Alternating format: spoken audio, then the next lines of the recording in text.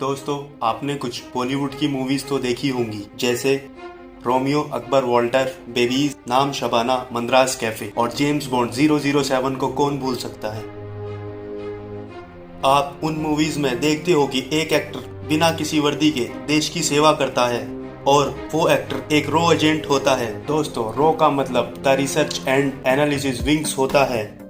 Row the research and analysis wings एक भारतीय खुफिया एजेंसी है।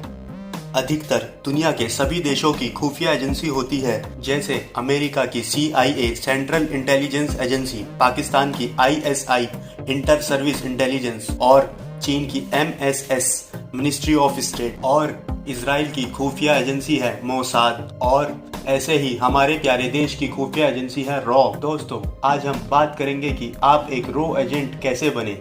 तो दोस्तों, प्लीज वीडियो को लाइक कर दो और चैनल को सब्सक्राइब कर दो और बेल आइकन भी दबा देना। तो चलिए शुरू करते हैं आज का वीडियो। सबसे पहले जान लेते हैं कि रो क्या है और रो का काम क्या है। रो एक खुफिया एजेंसी है जिसका काम देश से जुड़ी गुप्त जानकारियों को लीक होने से रोकना और बाहरी जानकारियों को इकट्ठा करना और आतंकवाद को रोकना, गुप्त ऑपरेशंस को अंजाम देना। रो एजेंट को कोई नहीं जानता कि वो एक रो एजेंट है, मतलब आपको अपनी पहचान गुप्त रखनी होती है। Operation Meghdoot, operation smiling Buddha, operation Chanakya इसी इंटेलिजेंस एजेंसी के ऑपरेशन रही है। ये संस्था सूचना के अधिकार कानून से बाहर है। ये संस्था संसद के प्रति भी जवाबदेह नहीं है, ये केवल प्राइम मिनिस्टर के प्रति ही उत्तरदायी है। दोस्तों, रो की शुरुआत 21 सितंबर 1968 में की गई थी।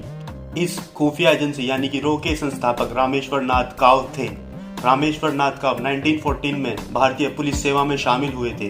1948 में इंटेलिजेंस ब्यूरो बना तो वो उससे जुड़ गए। 1962 में जब इंडिया और चाइना के बीच युद्ध हुआ तो एक ऐसी जांच एजेंसी की कमी महसूस हुई जो देश को विदेशी दुश्मनों से सचेत कर सके। रामेश्वर नाथ काव ने 1950 में कश्मीर प्रिंसेस मामले की जांच की और 1971 में बांग्लादेश को मुक्त कराने में भी रामेश्वर नाथ काव का बहुत बड़ा योगदान था। रामेश्वर नाथ काव के पास सिर्फ जासूसी करने का ही गुण नहीं था, बल्कि वो एक बेहतरीन मूर्तिकार भी थे।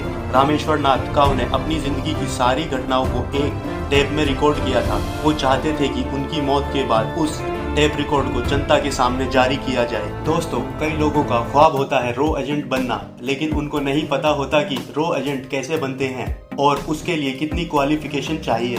आज हम बात करेंगे कि रो एजेंट कैसे बने और उसके लिए कितनी क्वालिफिकेशन चाहिए। सबसे पहले किसी मान्यता प्राप्त कॉलेज से आपकी ग्रेजुएशन कंप्लीट होनी चाहिए। उसके बाद आपका इंडियन सिटीजन होना जरूरी है।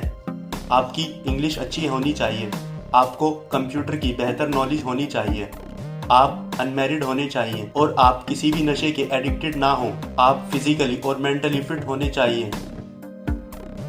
उसके बाद आप deputy field officer, cabinet secretariat और गवर्नमेंट ऑफ इंडिया में भी फॉर्म भर सकते हैं। इसके अलावा आप नेशनल एकेडमी ऑफ एडमिनिस्ट्रेशन की एंट्रेंस एग्जाम देकर भी रो में भर्ती हो सकते हैं। यह एंट्रेंस एग्जाम SSC द्वारा आयोजित किया जाता है। दोस्तों, रो की कोई ऑफिशियल वेबसाइट नहीं है। दोस्तों, एग्जाम क्लियर करने के बाद आपको सालों तक ट्रेनिंग दी जाएगी और फिर आप एक रो एजेंट बन जाएंगे। दोस्तों, शुरू में रो में ट्रेंड इंटेलिजेंस ऑफिसर्स को ही भर्ती किया जाता था। ये ऑफिसर्स इंटेलिजेंस ब्यूरो की एक्सटर्नल विंग से बिलोंग करते थे। उसके बाद डिफेंस सर्विसेज, सिविल सर्विसेज और दूसरी इंटेलिजेंस एजेंसी से भी कैंडिडेट को भर्ती किया जाने लगा। तो आइए जान लेते हैं रो एजेंट की कितनी सैलरी होती है। दोस्तों, रो एजेंट की सैलरी 80,000 से लेकर 2 लाख रुपए तक होती है।